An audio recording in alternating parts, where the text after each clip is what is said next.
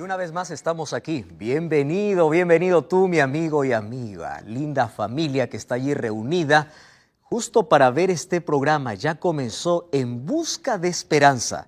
Durante estas semanas hemos estado abriendo la palabra de Dios y hemos estado respondiendo a las preguntas más intrigantes de la historia. Ya viste que vimos la mayor rebelión de la historia, la mayor tragedia de la historia, la mayor conquista de la historia y hoy veremos la mayor apostasía de la historia. Bienvenido, permíteme abrazarte allí en el país donde te encuentras. Gracias allí por permitirnos entrar a casa. Gracias también por permitirnos entrar en tu corazón a través de la palabra de Dios. Ya sabes que este es un programa previo de aquella semana especial que ya se está avecinando. Estamos próximos en unas 4 semanas más. Está comenzando una semana especial que la Nuevo Tiempo cada año ofrece a todos sus seguidores, a todos los televidentes, radioescuchas.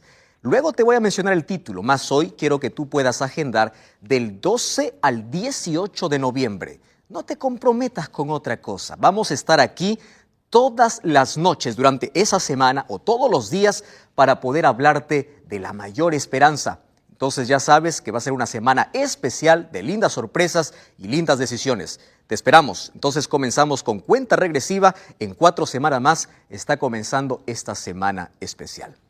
Hoy vamos a hablar acerca de la mayor apostasía de la historia. ¿Qué cosa es apostasía? Lo vamos a descubrir luego. Quiero invitarte para que juntos podamos hacer una oración. Querido Dios, estamos listos ahora para abrir tu palabra. Gracias porque tenemos libertad de poder abrir, de poder comprender y de poder tomar decisiones de acuerdo a los principios que tú dejaste para nuestra vida. Que tu Santo Espíritu hoy pueda tocar nuestro corazón y que podamos elegir a Jesús. Por eso abrimos tu palabra con esa seguridad de que tú vas a enseñarnos y mostrarnos el camino correcto. En el nombre de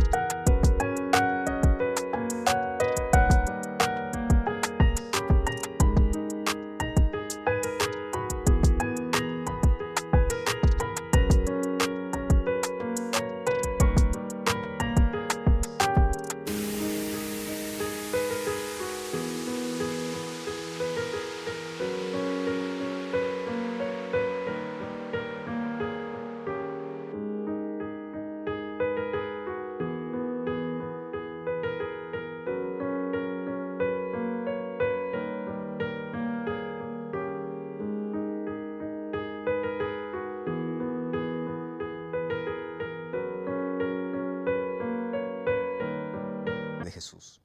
Amén.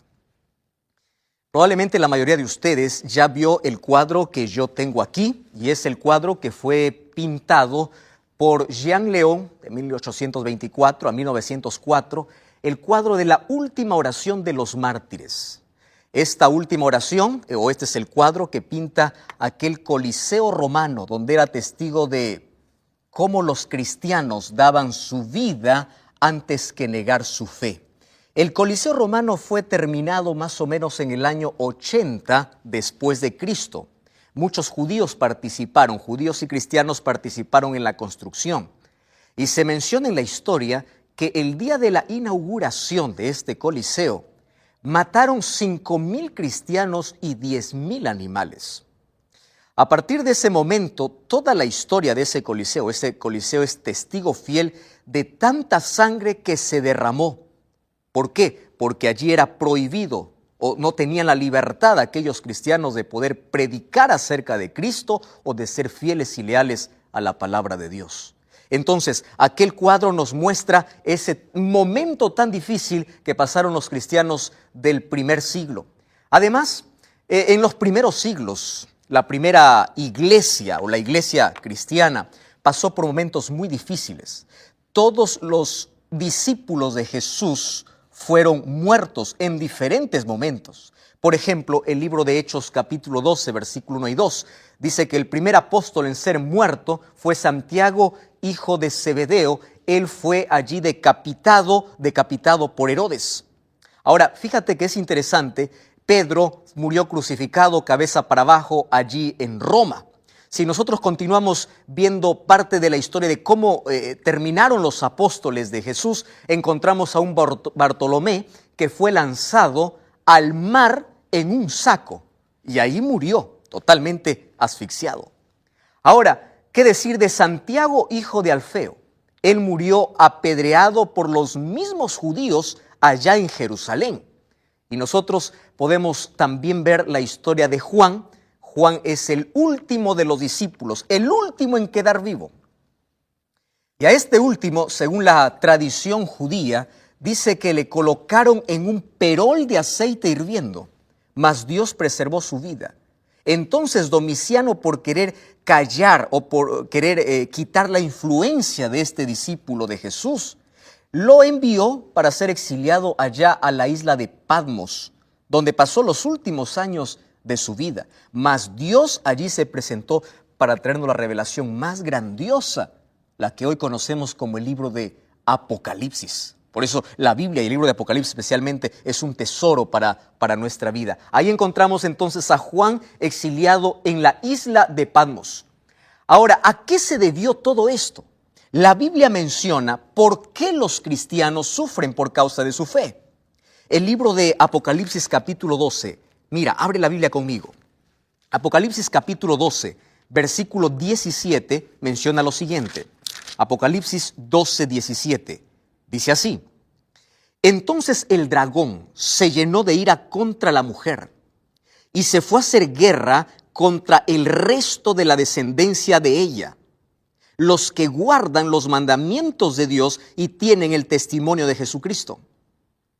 Cuando nosotros analizamos qué significa en profecía dragón, no necesitamos una interpretación, porque el capítulo 12, versículo 9, nos dice que el dragón representa al diablo, al enemigo de Dios, al adversario, aquel que se rebeló en el cielo. Y si nosotros vamos al libro de Efesios capítulo 5, versículo 22 al 25, encontramos que iglesia representa, o una mujer representa a una iglesia. Aquí vemos entonces una lucha, un conflicto entre ¿quién? Entre Satanás y la iglesia. ¿Quién es la iglesia? La iglesia son aquellos que deciden seguir a Jesús bajo cualquier situación o bajo cualquier circunstancia. Iglesia es el grupo de personas que se reúne para adorar porque tienen un corazón entregado para Jesús. Ahora fíjate que hay muchos adoradores en este mundo. Existen más de 34,000 religiones en este planeta. Lo curioso es que el diablo no está enojado con todas ellas. Específicamente está enojado con un pueblo que guarda los mandamientos de Dios y tiene el testimonio de Jesucristo. Dios colocó aquí en su palabra a su pueblo, no con un nombre, no con características que todos tenían en común, sino que aquel pueblo que guarda sus mandamientos y tiene el testimonio de Jesús. Entonces nosotros encontramos la ira del dragón, el dragón representando a Satanás contra la iglesia y especialmente contra el resto, contra el remanente, porque de toda la iglesia solamente quedó un grupo fiel, un grupo no numeroso, pequeño, fiel. Ahora, ¿por qué solamente quedó un grupo fiel? ¿Sabes? Porque desde el momento que Satanás empezó a perseguir a la iglesia, él tuvo una intención. Quiero desaparecer a todos los seguidores de Cristo. Sin embargo, Tertuliano mencionó, mientras más cristianos mataban, más cristianos se levantaban. Parecía que la sangre de los mártires, de aquellos que daban su vida, no importa antes que renunciar a su fe, pareciera que la sangre era como semilla para que más cristianos se levantasen. Entonces el diablo dijo, yo no gano nada matando cristianos, porque mientras más los destruyo, más cristianos se levantan. Y allí viene un cambio de estrategia. Y ese es nuestro tema de hoy. Ese cambio de estrategia se llamó apostasía. Pero antes quiero leer un texto maravilloso que está en este maravilloso libro que se llama En busca de esperanza. Probablemente tú lo recibiste como regalo. Mira lo que dice. La historia de la iglesia primitiva testifica del cumplimiento de las palabras del Salvador. Los poderes de la tierra y el infierno se unieron contra Cristo y contra sus seguidores.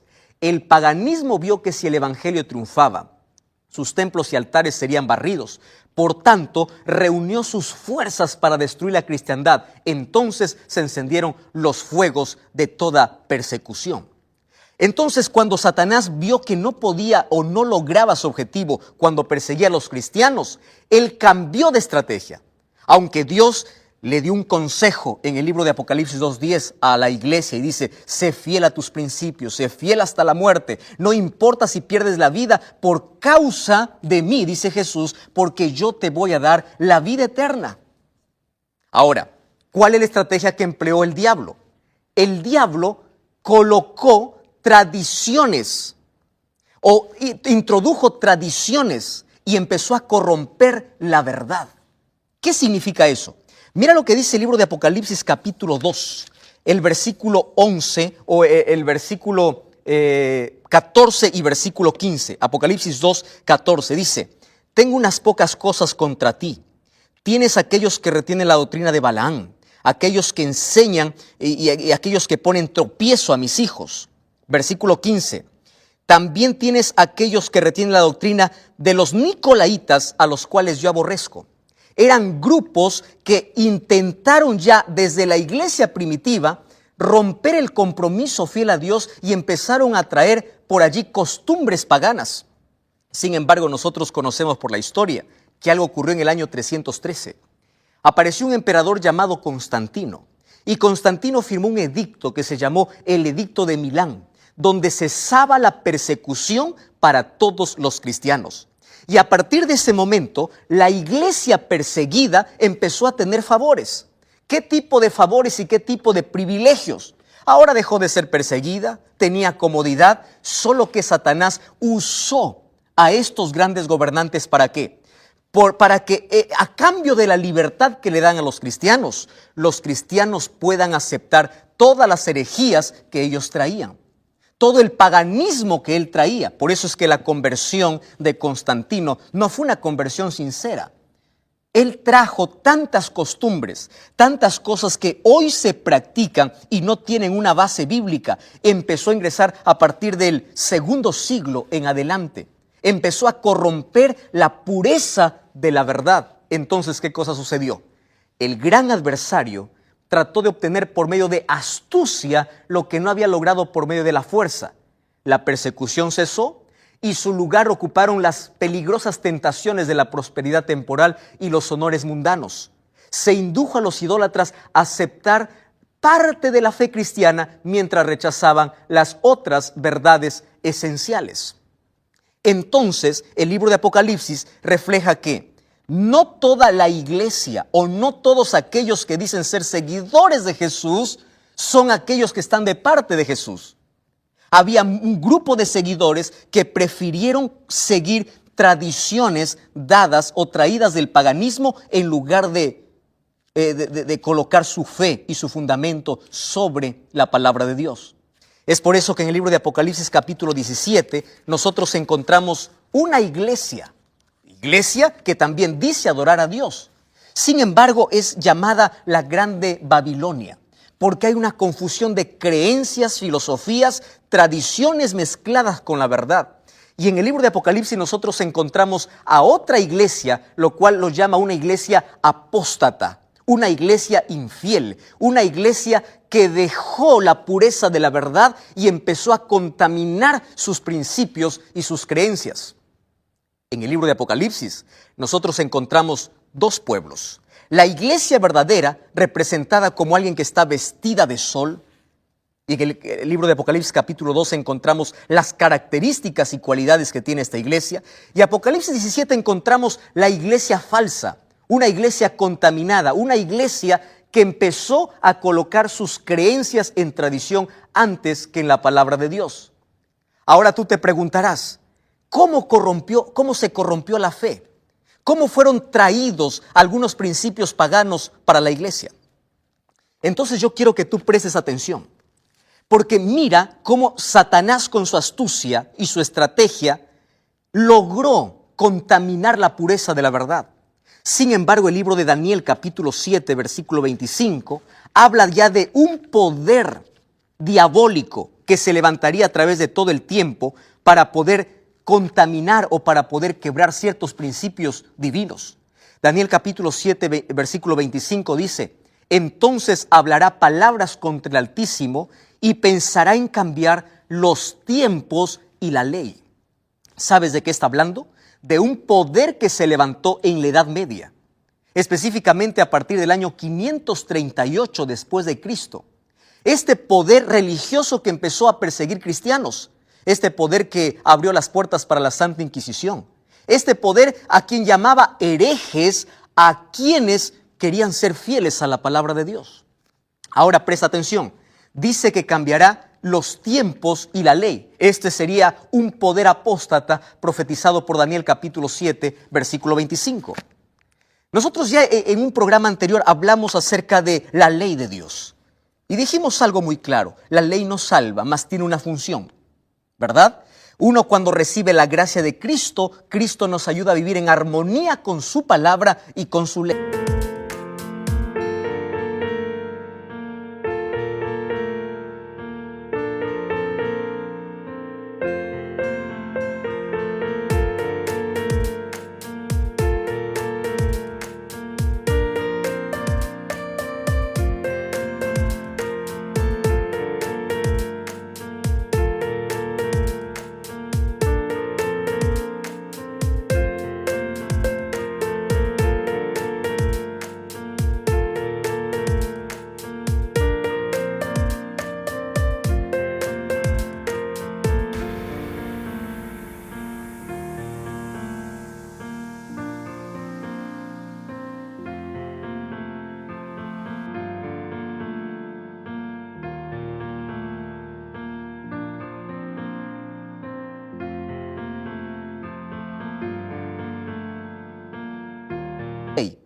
Si tú empiezas a revisar cómo este poder cambió la ley de Dios, manipuló, quebró la ley de Dios, tú tienes que revisar dos libros. Mira, yo tengo aquí un libro que tú debes tener allí en casa, que se llama Catecismo. Y yo tengo aquí también la Biblia. Hay muchas personas que han leído más el Catecismo que la Biblia.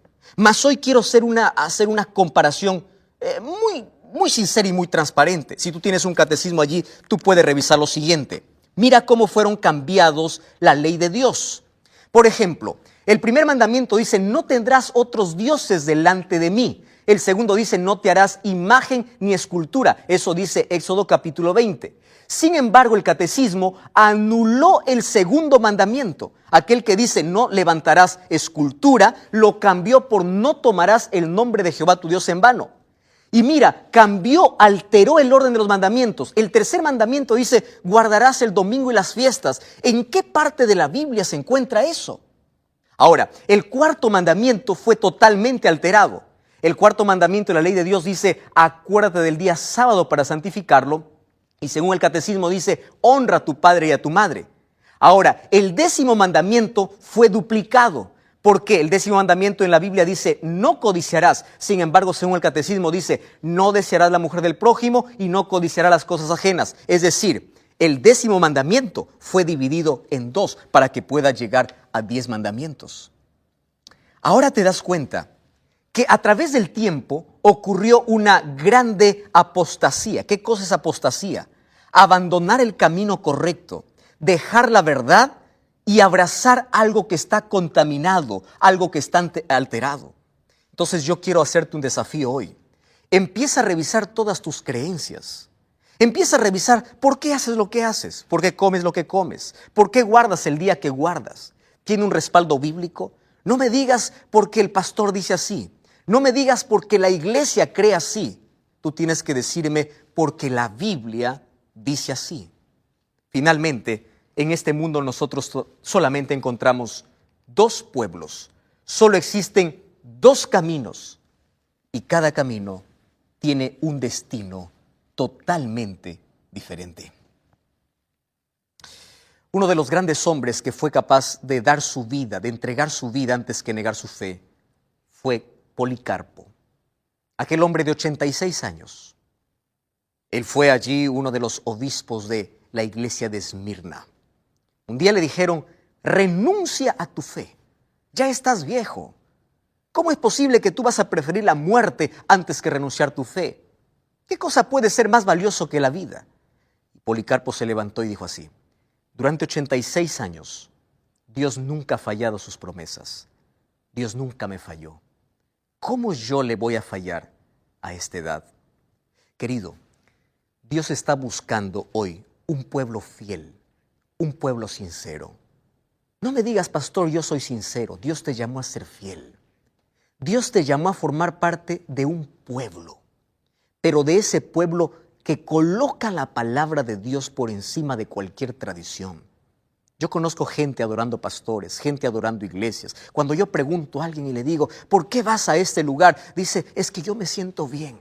Gente buscando sensaciones antes que buscar la verdad. Conozco iglesias llenas con corazones vacíos. Conozco iglesias que hacen solamente shows. Conozco iglesias que solamente van porque la gente espera un milagro, mas no espera tener la palabra de Dios en su corazón. Conozco iglesias que buscan satisfacer al ser humano según los caprichos y deseos que ellos tienen, mas no presentar la verdad. Entonces tú solamente tienes dos caminos y cada camino tiene un destino diferente. Yo te voy a hacer una pregunta. No voy a hablar acerca de tu sinceridad, sino de cuán fiel tú eres a la palabra de Dios. Entonces allí donde tú estás, toma una decisión. Coloca tus principios y tu fe en la palabra de Dios. Y no importa si la mayoría hace lo contrario, tú tienes que estar cimentado en aquella roca firme que es la palabra de Dios. Tú tienes que estar cimentado en Cristo. Tú tienes que estar cimentado en la palabra. ¿Dónde está tu fe? ¿En una iglesia, en un líder o en la Biblia? Yo voy a invitar al cuarteto Arautos du Rey que venga para cantar. Mientras ellos cantan, yo quiero que tú tomes una decisión importante. Quiero recordarte algo. El diablo no está enfurecido contra todos aquellos que dicen ser cristianos, sino especialmente con un grupo fiel. Es aquel que guarda los mandamientos de Dios y aquellos que tienen el testimonio de Jesús. Aquellos que tienen la fe de Jesús en su corazón. Y hoy te invito a abrazar esa misma fe. Te invito a abrazar a ese mismo Jesús y te invito a respetar la palabra de Dios y a colocar la Biblia por encima de cualquier tradición o de cualquier cosa que alguien pueda decir. Mientras el cuarteto canta, te invito a tomar esta decisión. Yo voy a estar orando por ti. Dios, por esta linda música y gloria a Dios por aquella linda decisión que tú hoy tomaste. Coloca la palabra de Dios en tu vida. Sé fiel a lo que Dios dice en su palabra. Sé fiel a los principios que Dios estableció para ti. No formes parte de esta grande apostasía ni de aquella grande rebelión contra Dios. ¿Quieres orar conmigo? Cierra tus ojos. Querido Dios, gracias porque a través de tu palabra